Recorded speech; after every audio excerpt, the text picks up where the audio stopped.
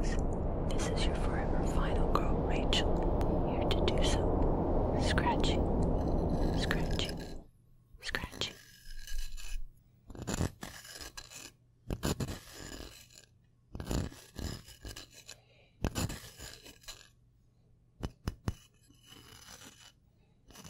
Ever have one of those movies where there are good parts in the movie that are decent, but the bad parts overshadow the good so bad that you can't overlook it? This is how I feel about this movie. This movie gave me such a headache that I didn't think I would be able to finish it, but I did. Wow.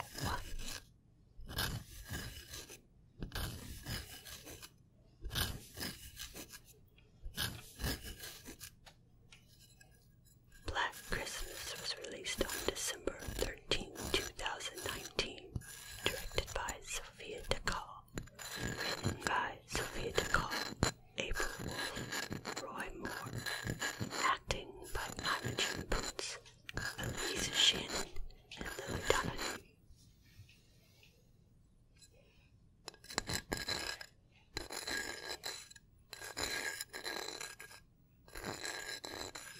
A group of female students is stalked by a stranger during Christmas break. That is until the young sorority pledges discover that the killer is part of an underground college conspiracy.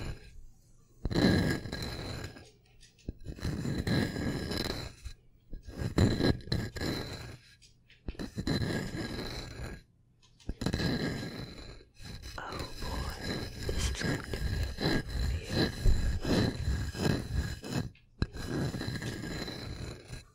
I'm putting this disclaimer in here because I know someone will mention it. One of the reasons the horror genre is so great is the fact that politics and social issues are almost in every movie and book.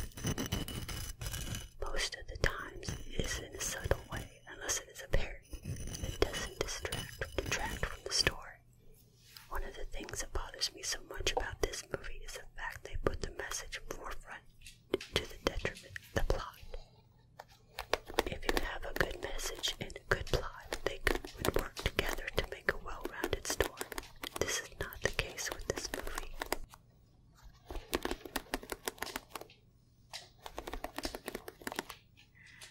I'll start with the positives. I think the kills were pretty good for a PG-13 movie.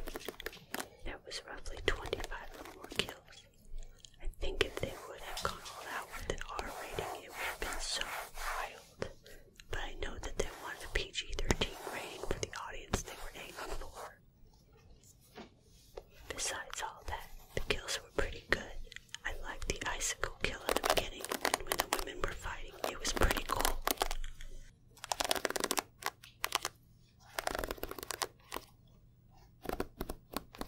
I also liked the tension during the movie. There was a sense of dread and what would happen next.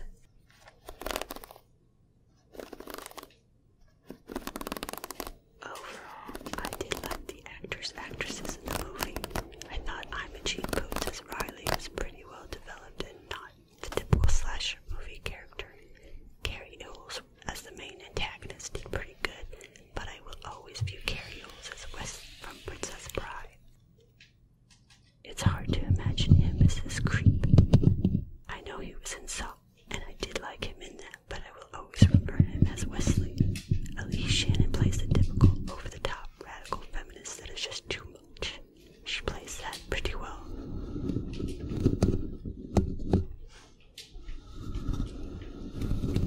I just joined the Amazon Partner Program, so if you click the Amazon links in the description, I may earn a small commission on your purchases, which helps to support my channel.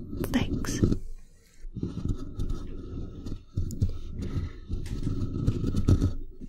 Now, on to the negatives.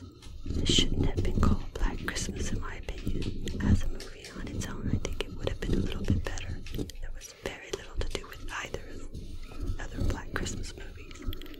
Yes, it's during Christmas on a college campus, and women are dying. No Billy, and it's not set in the sorority house.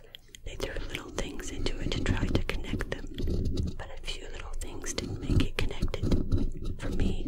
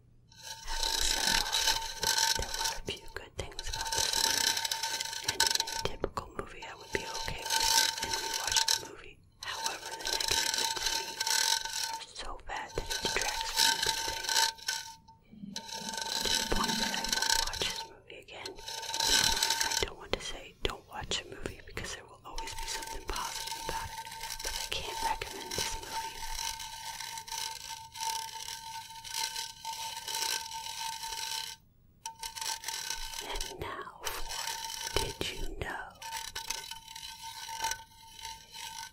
Director Sophia Dacall said in an interview that she wanted to explore the same premise as the 1974 original, but with a new style twist and a celebration of the bonds of sisterhood.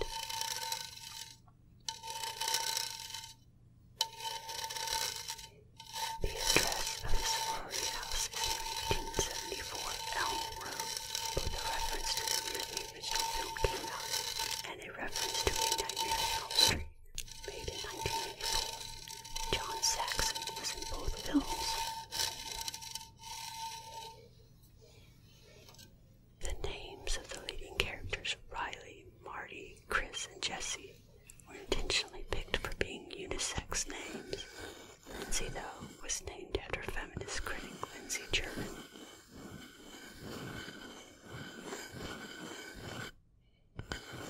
Imogen Poots said in an interview that she felt the scene where they sang Up in the Frat House was an important message for abused women, even though the actresses had to wear incredibly tight red dresses, clinging to their butt cracks and playing a bunch of guys.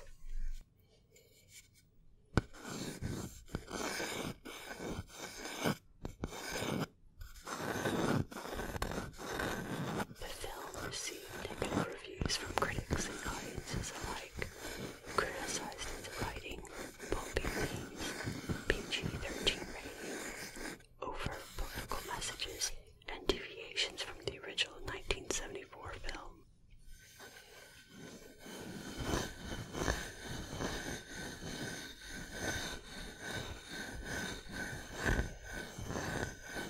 The black goo that the fraternity brothers bleed is meant to represent literal toxic masculinity and how it affects men and changes them from humans into monsters.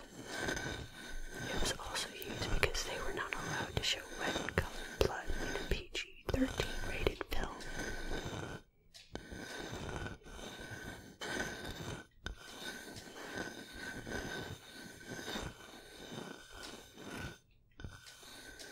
Finally, to my rankings.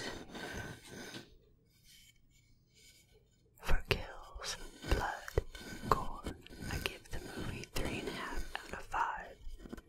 There was no sex or nudity.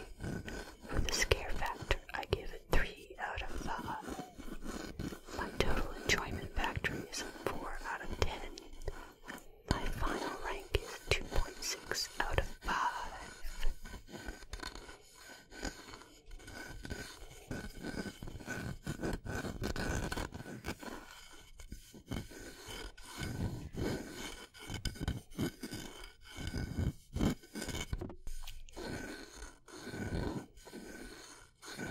Click the link in the description to visit foreverfinalgirl.com for more reviews.